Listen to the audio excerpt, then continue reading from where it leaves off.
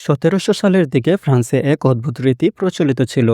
মানুষের সামাজিক মর্যাদার ভিত্তিতে ভিন্ন ভিন্ন উপায়ে মৃত্যুদণ্ড দেওয়া হতো। রাজপরিবার বা অভিজাত শ্রেণীর মানুষদের তলোয়ার দিয়ে শিরচ্ছেদ করা হতো, যা একটি সম্মানজনক মৃত্যু হিসেবে ধরা হতো। অন্যদিকে সাধারণ অপরাধীদেরকে ফাঁসিতে ঝুলিয়ে জীবন্ত পুড়িয়ে এমনকি এমন তলোয়ার বা কুঠার দিয়ে শিরচ্ছেদ করা হতো, যা কখনো কখনো পর্যাপ্ত ধারালো হতো না। ফলাফল, মৃত্যুদণ্ড কার্যকর করতে একাধিকবার অপরাধীর উপর কুঠার বা তলোয়ার চালানোর প্রয়োজন হতো।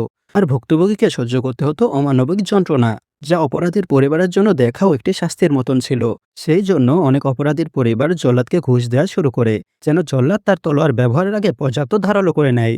এই ঘুষ দেওয়ার রীতি এমন পর্যায়ে পৌঁছেছিল যে এমন অনেক বর্ণনা পাওয়া যায় যে জল্লাদকে ঘুষ না দিলে জল্লাদ ইচ্ছা করেই প্রথমবারে অপরাধীর শিরচ্ছেদ করত না, কয়েকবারে শিরচ্ছেদ কার্যকর করত। মৃত্যুদণ্ডের মতো এমন একটি বিষয়ও এমন বৈষম্য অনেকের কাছে গ্রহণযোগ্য ছিল না। তাদের মধ্যে একজন ছিলেন ডক্টর জোসেফ ইগনাস গিলোটিন। তিনি প্রস্তাব করেন, অপরাধী যেই স্তরেরই হোক না কেন, শাস্তি হতে হবে মানবিক এবং সবার জন্য সমান।